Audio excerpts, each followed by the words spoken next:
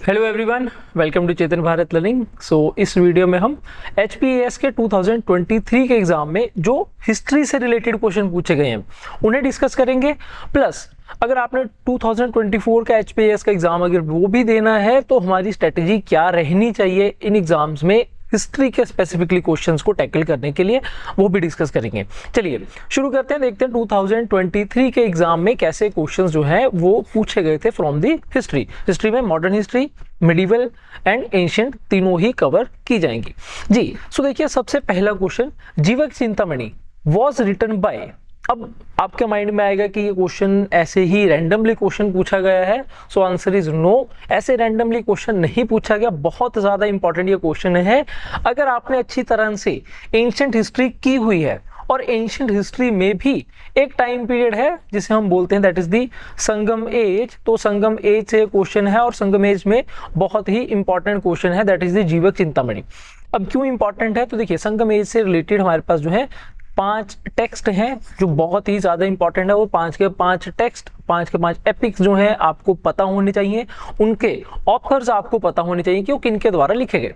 तो 5 हैं कौन कौन से, सबसे पहले वो देखते हैं, क्योंकि अगर लास्ट ईयर 2023 में जीवक चिंतामणि पूछा जा चुका है तो बाकी 4 के ऊपर भी तो क्वेश्चन आ सकते हैं। सो देखिए, सबसे पहले हमारे पास बुक है दैट इज दी शिलापतिकरम। नेक्स्ट हमारे पास बुक है मणिमेखलाई, मणिमेखलाई। नेक्स्ट हमारे पास थर्ड जो क्वेश्चन में ही दे रखी है दैट इज दी जीवन चिंतामणि। फोर्थ हमारे पास बुक है कुंडलकेसी, कुंडलकेसी। और फिफ्थ बुक है वलयपति। अब ये पांचों की पांचों बुक्स याद रखिएगा, आपके नोट्स में इनके नाम सबसे पहले तो होने चाहिए। देन इसके साथ इनके ऑथर्स भी आपको पता होने चाहिए, जैसे शिलापतिकरम जो है was written by Ilango Adigal, ठीक है जी, याद रखेंगे। Next Manimekalai written by Sathanar. जैसे जीवन चिंतामणि, अब ये Jeevan Chintamani B option is the correct answer. Question का आंसर मैं यहाँ पर बता रहा हूँ, तिरुथ कथवकेवर, ठीक है जी, तो इनके द्वारा लिखी गई है जीवक चिंतामणि। देन कुंडलकेसी, अब ये कुंडलकेसी जो है ये कौन लिखेंगे, so this book was written by Nag Kuthanar. और सबसे लास्ट में हमारे पास विलयपति, सो ये लिखेंगे कौन, तो ये लिखेंगे चिंतामणि, चिंतामणि पुलवर, पुलवर। अब ये पांचों के पांचों नेम्स, फर्स्ट का भी आप लिख ही लीजिए यहीं पर ही, इलेंगो एडिगल। अब देखिए, एंशिएंट हिस्ट्री से क्वेश्चन, सोर्स ऑफ हिस्ट्री से क्वेश्चन, संगम एज से क्वेश्चन, 5 अगर इंपॉर्टेंट बुक्स हैं उनमें से एक से पूछा जा सकता है, तो बहुत ज्यादा चांसेस है कि बाकी भी आपसे पूछी जा सकती हैं। जैसे कुंडलकेसी के ऊपर क्वेश्चन आ सकता है, वलयपति के ऊपर क्वेश्चन आ सकते हैं हमारे, ठीक है जी। तो नेक्स्ट क्वेश्चन देखते हैं, इसका आंसर होगा option B. Next question, given below are the 2 statements, ठीक है जी, 2 स्टेटमेंट्स और दोनों ही हमारी जो स्टेटमेंट्स हैं रिलेटेड टू 1857 रिवोल्ट। अब 1857 रिवोल्ट के उन्होंने वो लीडर्स नहीं पूछे जो पुराने क्वेश्चन हो चुके हैं, उन्होंने वो भी नहीं पूछा कि कौन से रीजन में वो रिवोल्ट कर रहे थे, क्या रीजंस थे 1857 के रिवोल्ट के। अब ये थोड़ा सा मॉडिफाइड क्वेश्चन है। मॉडिफाइड क्वेश्चन मींस उन्होंने क्वेश्चन डायरेक्टली पूछ लिया कि ये कुछ स्टेटमेंट्स हैं। अलग अलग हिस्टोरियंस ने 1857 के रिवोल्ट को अलग अलग तरीके से जो है एक्सप्लेन किया है। For example V D Savarkar वो होंगे जो 1857 के रिवोल्ट को बताएंगे as the first war of independence. Similarly यहाँ पर देखिए, first statement 1857 revolt was a war of fanatic religionist against the Christians, और ये स्टेटमेंट है by the sir James Outram. क्या ये स्टेटमेंट करेक्ट है या इनकरेक्ट है? जी हाँ, बिल्कुल इनकरेक्ट स्टेटमेंट है ये। क्यों? क्योंकि ये जो सर जेम्स आउटरैम है इनके द्वारा ये पूरी की पूरी स्टेटमेंट नहीं है। अगर इनकी थ्योरी देखेंगे, सो जेम्स आउटरैम का ये मानना था कि 1857 का जो रिवोल्ट था it was nothing but a Muslim conspiracy against British rule, ठीक है जी, याद रखिएगा। अब ये क्वेश्चन भी आ सकते हैं कि मुस्लिम कॉन्स्पिरेसी किनके द्वारा ये पूरी की पूरी स्टेटमेंट थी कि मुस्लिम कॉन्स्पिरेसी थी 1857 का revolt, that is answer is James Outram. अब ये फर्स्ट स्टेटमेंट देखिए, 1857 revolt was a war of fanatic religionist against the Christians, तो ये स्टेटमेंट है बाय दी L.E. रीस, ठीक है जी, L.E. रीस, इनके द्वारा ये स्टेटमेंट दी गई थी। सिमिलरली और भी कुछ आ सकते हैं, जी हाँ बिल्कुल आ सकते हैं। अगर आपसे कभी भी पूछा जाएगा 1857 को रिवोल्ट को किन्होंने बताया था, जस्ट अ सिपाही म्यूटनी, ये कुछ नहीं था, कुछ सोल्जर्स थे उनके द्वारा ही म्यूटनी की गई थी, sepoy mutiny. So it was said bye SN. Sen. तो एस.एन. सेन उनके द्वारा पूरी की पूरी स्टेटमेंट है that 1857 revolt was just a sepoy mutiny. Plus एक और, इसी में जब वैल्यू एडिशन करते ही जा रहे हैं तो एक और लिख लीजिए। एक हमारे पास और हिस्टोरियन है आर.एस. होम्स। तो उनका यह मानना था 1857 वाज रिवोल्ट जो था it was clash of civilisation. ठीक है जी, अब ये आगे हमारी एक्स्ट्रा इंफॉर्मेशन। अब ये 5 पॉइंट्स आपके क्लियर होने चाहिए। क्लैश ऑफ सिविलाइजेशन पे क्वेश्चन आएगा, आर.एस. होम, सिपॉय म्यूटनी, एस.एन. सेन। ये जो फर्स्ट स्टेटमेंट है it was given by R L. Rees. और देखिए second statement that revolt of 1857 was not first war of independence, not a national war. और ये आर.सी. मजूमदार द्वारा, जी हाँ बिल्कुल करेक्ट है सेकंड स्टेटमेंट करेक्ट है, फर्स्ट स्टेटमेंट इनकरेक्ट है हमारे पास। सो करेक्ट स्टेटमेंट आंसर जो होगा, answer will be option D. Statement 1 is incorrect, statement 2 is correct. RC. Majumdar द्वारा, जी हाँ बिल्कुल यही बोला गया था, it was not a national independence movement, ना ही वॉर ऑफ इंडिपेंडेंस थी, ना ही फर्स्ट वॉर ऑफ इंडिपेंडेंस थी ये। Next question, next again modern history से क्वेश्चन 2023 में, और वॉइसरॉयज का पूछ लिया गया। अब ये इतने ज्यादा वॉइसरॉयज कैसे याद करें आफ्टर 1857 रिवोल्ट। अब उन्होंने रैंडमली आपसे वॉइसरॉयज नहीं पूछे, तो थोड़ा ध्यान देंगे तो यहाँ पर इनसे रिलेटेड कुछ जो है मूवमेंट्स आपने पढ़ी होंगी। जैसे कि सबसे पहले लॉर्ड एल्गिन वन। सो एल्गिन वन जो है इनके टाइम पीरियड में मोस्ट फेमस वहाबी मूवमेंट। ठीक है जी, सो वहाबी मूवमेंट इनके टाइम पीरियड में होगी। और इनका टाइम पीरियड है कौन सा, तो इनका टाइम पीरियड है 1862 से लेकर 1864 के टाइम पीरियड के बीच में। नेक्स्ट इनके बाद जो नेक्स्ट वॉइसरॉय होंगे that will be the Lord John Lawrence. और लॉर्ड जॉन लॉरेंस क्यों इंपॉर्टेंट है, क्योंकि इनके टाइम पीरियड में होगी भूटानीज वॉर। ठीक है ये एंग्लो भूटान वॉर इनके टाइम पीरियड में देखने को मिलेगी। Then Northbrook, Lord Northbrook क्यों इंपॉर्टेंट है, जब हम सोशल रिलीजियस मूवमेंट्स पढ़ते हैं तब पंजाब में मूवमेंट पढ़ी जाती है, that is the Kuka movement. ठीक है जी, तो इनके टाइम पीरियड में होगी कूका मूवमेंट। और ये जो है हमारे पास लास्ट लॉर्ड लैंसडाउन, तो इनके टाइम पीरियड, तो इनका टाइम पीरियड क्यों फेमस है, क्योंकि इनके टाइम पीरियड में आएगा हमारे पास फैक्ट्री एक्ट। और ये फैक्ट्री एक्ट है कौन से ईयर का, 1891। अब देखते हैं यहाँ पर इनकी क्रोनोलॉजी बनेगी क्या। सो लॉर्ड एल्जिन वन, उनके बाद आने वाले हैं जॉन लॉरेंस। ठीक है जो, उनके बाद आएंगे नॉर्थ ब्रुक और डफरिन के बाद आएंगे हमारे पास लॉर्ड लैंसडाउन, जिनके टाइम पीरियड में ये फैक्ट्री एक्ट ऑफ 1891 आपको देखने को मिलेगा। So answer will be 4321। सो 4321 जिस भी आंसर में है, आंसर है option A. Option A is the correct answer. Next अब देखिए ये वाला जो है पैटर्न, अब ये पैटर्न काफी स्टेट पीसीएस जो है फॉलो करना शुरू कर चुके हैं। आपसे दिल्ली सल्तनत से क्वेश्चन नहीं पूछे जा रहे, आपसे मुगल से क्वेश्चन नहीं पूछे जा रहे हैं। कहां से क्वेश्चन पूछे जा रहे हैं, अर्ली मिडिवल हिस्ट्री, दिल्ली सल्तनत से पहले वो जो राजपूत वाला टाइम पीरियड है, तोमर कहां पर रूल कर रहे हैं, चौहान कहां पर रूल कर रहे हैं, सोलंकीज कहां पर रूल कर रहे हैं, मेवाड़ में कौन रूल कर रहा है, और उनके रूलर्स की क्रोनोलॉजी पूछी जा रही है। अब यहाँ पर आपके कुछ रूलर्स दिख रहे हैं, देखिए the medieval rulers of Mewar, तो मेवाड़ रीजन के रूलर्स हैं, इन्हें क्रोनोलॉजिकल ऑर्डर में आपको लगाना है। अब ये मेवाड़ के कुछ रूलर्स जिनके नाम आपको याद होने चाहिए, बाबर के टाइम पीरियड में बाबर की फाइट होगी विद राणा सांगा। ठीक है जी, सिमिलरली महाराणा प्रताप की फाइट होगी बैटल ऑफ हल्दी घाटी अकबर के साथ। तो क्रोनोलॉजी बनानी आनी चाहिए आपको कि मेवाड़ वाले रूलर जो है कौन कौन थे, स्टार्टिंग में कौन थे, बाद में कौन थे। सो 1326 से शुरू होंगे मेवाड़ में। तो देखिए सबसे पहले वहां पर रूलर हैं हमीर सिंह के बाद आ जाएंगे राणा लखा के बाद आ जाएंगे राणा मोखल के बाद सबसे लास्ट में आएंगे यहाँ पर राणा कुंभा। और राणा कुंभा के 2 राजाएं आप जो है छोड़ देंगे, स्किप कर देंगे। सो नेक्स्ट जो होंगे वो होंगे राणा सांगा, और राणा सांगा के बाद 2 और स्किप करेंगे। देन उसी क्रोनोलॉजी में सेम लाइन में आपको मिल जाएंगे महाराणा प्रताप। ये सब इंपॉर्टेंट रूलर्स हैं मेवाड़ वाले रीजन के, तो क्वेश्चन बनते हैं यहाँ से जी। सो क्रोनोलॉजी, करेक्ट क्रोनोलॉजी होगी क्या, so correct chronology 1 Hamir Singh, उनके बाद आ जाएंगे राणा लखा और देन राणा मुखल और सबसे लास्ट में Rana Kumbha. 1432 option C is the correct answer. ठीक है जी, so option C is the correct answer. Next question again medieval छोड़ दी, मॉडर्न हिस्ट्री में आ चुके हैं। मॉडर्न हिस्ट्री में वही वाला टाइम पीरियड बार बार पूछा जा रहा है आपसे, बहुत ज्यादा दूर नहीं जाया जा रहा। 1900s में मेन जो मूवमेंट्स हैं 1904 से स्वदेशी मूवमेंट, वहां पर नहीं जा रहे अभी। ये 1857 के बीच से लेकर 1905 इसी टाइम पीरियड में हिमाचल में क्वेश्चन आपको लास्ट ईयर में देखने को मिले जी। सो देखिए first statement, Aligarh scientific society was founded by Zakir Hussain in 1878। First statement को अगेन देखिए, Aligarh scientific society it was founded by Zakir Hussain जी नहीं, it was founded by Sir Syed Ahmad Khan. ठीक है जी, सर सैयद अहमद खान, और ईयर भी इन्होंने गलत बता रखा है, 1878 नहीं आएगा यहाँ पर, 1864 आएगा। नेक्स्ट, प्रार्थना समाज, प्रार्थना समाज वाज एस्टैब्लिश्ड इन 1866। अब ये प्रार्थना समाज 1866 में आत्माराम पांडुरंग द्वारा बनाया गया था।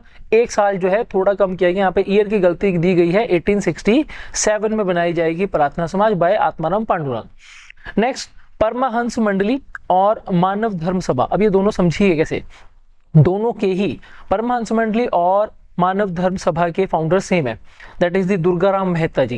दुर्गाराम मेहता जी, दादा भाई नौरोजी मिलकर पहले बनाएंगे मानव धर्म सभा, बाद में बनाएंगे परमहंस मंडली।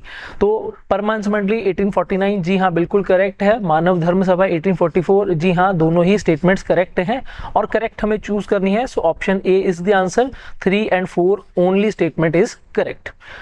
Next question, again medieval history से क्वेश्चन है। देखिए सबसे पहले बुक है हमारे पास Tuzuk Baburi. Tuzuk Baburi was written in pure Persian language. कैसे याद करें, मुगल्स में पर्शियन लैंग्वेज या पर्शियन इन्फ्लुएंस हुमायूं और हुमायूं के बाद देखने को मिलेगा, और फर्स्ट स्टेटमेंट इसी वजह से गलत है। बाबर जो है, बाबर ने अपनी जो बुक लिखी है बाबरनामा और Tuzuk Baburi, it was written in Turkish language, Chagatai Turk language थी, अभी पर्शियन लैंग्वेज नहीं है, चगटाई तुर्क लैंग्वेज में लिखी जाएगी। सो फर्स्ट स्टेटमेंट गलत हो चुकी है। नेक्स्ट देखिए, द पोएट अमीर खुसरोस फर्स्ट मनसवी। अब ये मनसवी और गजल ये सब जो है ख्याल, ये किनके साथ रिलेटेड है, अमीर खुसरो के साथ ही रिलेटेड है। तो उनकी जो फर्स्ट मनसफी, मनसफी होती क्या है, सो मनसफी मीन्स रिदमिक पोइट्री। ठीक है जी, एक पोएम ही लिखी गई है, मनसफी से बोलेंगे। ऑन हिस्टोरिकल सब्जेक्ट इज किरान उर उस सदैन was written in 2089 जी हाँ बिल्कुल करेक्ट है, सेकंड स्टेटमेंट। थर्ड स्टेटमेंट देखिए, Jhanjhari Masjid at Jaunpur was built by Hussain Shah. अब दिल्ली सल्तनत के टाइम पीरियड में जौनपुर याद कीजिए कौन रूल करते हैं, तो दिल्ली सल्तनत के टाइम पीरियड में जौनपुर में रूलर्स होते हैं हमारे पास शर्की रूलर्स। ठीक है जी, तो शर्की रूलर्स हैं, हुसैन शाह शर्की रूलर्स में नहीं आते। झंझरी मस्जिद जो है वो बनाएंगे हमारे यहाँ पर Ibrahim Sharqi. So third statement incorrect statement. Fourth statement देखिए, Sufi saint Siddi Maula was put to death by Sultan Jalaluddin Khilji for attempting a rebellion. जी हाँ बिल्कुल करेक्ट है। और ये सिद्दी मौला किनके डिसाइपल थे, तो शेख फरीद जी के डिसाइपल हैं। और याद भी आप रखेंगे कि इन्हें जो है, इनके ऊपर चार्जेस थे कि जलालुद्दीन खिलजी के अगेंस्ट रिबेल करवा रहे हैं, रिवोल्ट करवा रहे हैं, या उसे जो है काफ़ी ज़्यादा लोगों की हेल्प कर रहे हैं जो जलालुद्दीन खिलजी के अगेंस्ट रिवोल्ट करेंगे। तो इसी वजह से इन्हें हाथी के नीचे जो है वो सज़ा दी गई थी कि हाथी जो है इनके ऊपर चलाया जाएगा, और इन्हें डेथ की सज़ा दी गई थी भाई जलालुद्दीन खिलजी। जी हाँ बिल्कुल करेक्ट है फोर्थ स्टेटमेंट। सो स्टेटमेंट हमें बतानी है करेक्ट स्टेटमेंट कौन सी है। सेकंड करेक्ट है, फोर्थ करेक्ट है, so D is the answer. D 2 and 4 statement are correct only. Next हमारे पास मॉडर्न हिस्ट्री से क्वेश्चन है। तो मॉडर्न हिस्ट्री में देखिए क्वेश्चन था कांग्रेस सोशलिस्ट पार्टी, और इसके बाद बुक आ चुकी है, देन अगेन बुक है हमारे पास, और अगेन बुक है।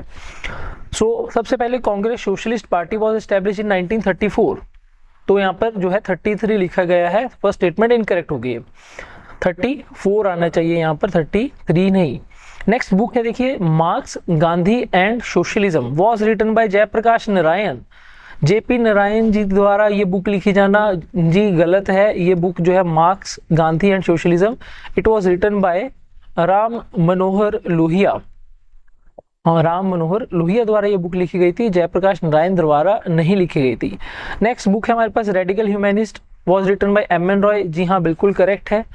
अनहैप्पी इंडिया लाला लाजपत राय, जी हाँ बिल्कुल करेक्ट है। 3 और 4 स्टेटमेंट करेक्ट हैं, और first and second incorrect. So answer होगा हमारा option D, 3 and 4 only. Again fact question है, मूवमेंट से क्वेश्चन नहीं है। गांधी जी की जितनी भी फेमस मूवमेंट्स हैं, Kheda Satyagraha, non cooperation movement, civil disobedience movement, quit India movement, कोई क्वेश्चन नहीं है।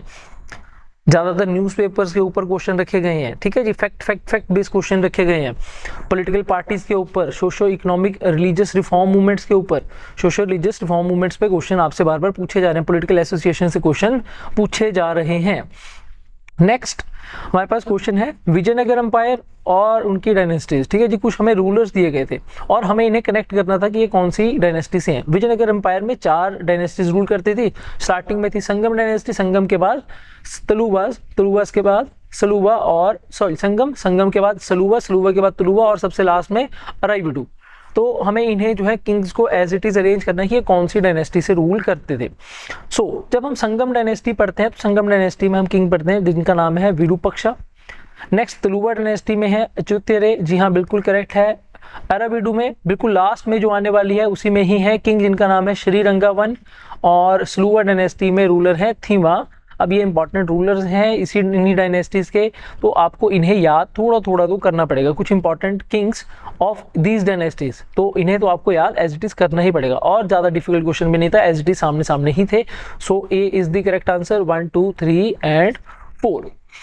Next again modern history war पूछ लिए गए हैं आपसे, first Carnatic, third Carnatic, first Anglo Mysore, second Anglo Mysore और उनकी ट्रीटीज पूछ ली हैं, तो इन्हें अरेंज किया जाएगा। देखिए फर्स्ट एंग्लो मैसूर वॉर जो थी हैदर अली और ब्रिटिशर्स के बीच में हुई थी और ब्रिटिशर्स को साइन करनी पड़ी थी यहाँ पर ट्रीटी, और ट्रीटी थी treaty of Madras. Second Anglo Mysore war में ट्रीटी साइन होगी treaty of Mangalore. So C option 1, D option 2। Next first Carnatic और थर्ड कार्नेटिक, देखिए first Carnatic war will be end by the treaty of Aix la Chapelle. ये शुरू क्यों हुई थी first Carnatic war? Due to the Austrian war of succession, ठीक है जी। और थर्ड कार्नेटिक वॉर जो है इसकी एंड होगी with the treaty of Paris. और ये थर्ड कार्नेटिक वॉर जिसमें फेमस बैटल ऑफ वर्डीवॉस, जिसके बाद फ्रेंच जो है उनका इन्फ्लुएंस इंडिया से टोटली खत्म हो जाएगा।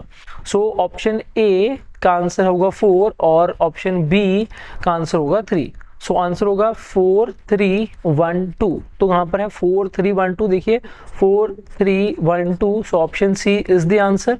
अब ये इंपॉर्टेंट हमारे क्या हैं, जितने भी ट्रीटीज हैं, चाहे वो आपकी मराठा वॉर हो उनकी ट्रीटीज आपको याद होनी चाहिए, बक्सर हो उनकी ट्रीटीज याद होनी चाहिए, एंग्लो सिख वॉर हो उनकी ट्रीटीज याद होनी चाहिए, ये सारी ट्रीटीज आपको याद होनी चाहिए। तो आप कह सकते हैं कि मिनिमम ये तो हमसे क्वेश्चन आप जो हैं एक्सपेक्ट कर सकते हैं कि हिमाचल प्रदेश में HPAS के एग्जाम से आपसे में पूछे जाएंगे। तो अब जितने भी ये क्वेश्चंस हैं, क्योंकि लास्ट क्वेश्चन ही है 2023 का, इसके बाद और कोई क्वेश्चन नहीं है। अब देखिए जितने भी क्वेश्चंस हैं बहुत ज़्यादा डीप नहीं है, सिंपल आपसे फैक्ट ही पूछे जा रहे हैं। सो मेक श्योर आप जब भी हिस्ट्री को कवर कर रहे हैं तो कोई ऐसे फैक्ट ना हो जो आप स्किप कर रहे हैं। जितने भी फैक्ट हैं, इवन ईयर्स भी जो हैं उन्हें ध्यान से आप पढ़ेंगे। ईयर्स जो हैं सिर्फ 1 साल ऊपर नीचे किया जा रहा है। यहाँ पर देखिए 66 था, यहाँ पर 67 आना चाहिए था। और थोड़ा पीछे देखेंगे तो जैसे कि इनमें देखेंगे ये तो थोड़ा सा इजी क्वेश्चन, ये भी इजी क्वेश्चन। ईयर्स देखेंगे, ईयर्स 1-1, 2-2 ईयर्स जो है आगे पीछे किए जा रहे हैं और ज़्यादा डीप नहीं किया जा रहा। ज़्यादा फोकस जो है आपका HPAS के एग्ज़ाम के लिए, 2024 के एग्ज़ाम के लिए जो है वो होना चाहिए कि आपने अच्छी तरह से हिस्ट्री के फैक्ट जितने भी हो सकते हैं उन्हें रिवाइज ज़रूर करना है। क्लियर जी। और इसमें कुछ इंपॉर्टेंट जी यही था। तो ये 2023 के हमारे HPAS एग्जाम में जो हिस्ट्री से रिलेटेड क्वेश्चन पूछे गए थे वो थे। नेक्स्ट वीडियो में और कैसे क्वेश्चंस आएंगे हमारे लास्ट ईयर से, मतलब 2023 के पीछे चलते हैं ज़रा थोड़ा सा, 2021 में कैसे क्वेश्चन पूछे गए थे उन्हें डिस्कस करेंगे। तो मिलते हैं नेक्स्ट वीडियो में, तब तक के लिए थैंक यू वेरी मच।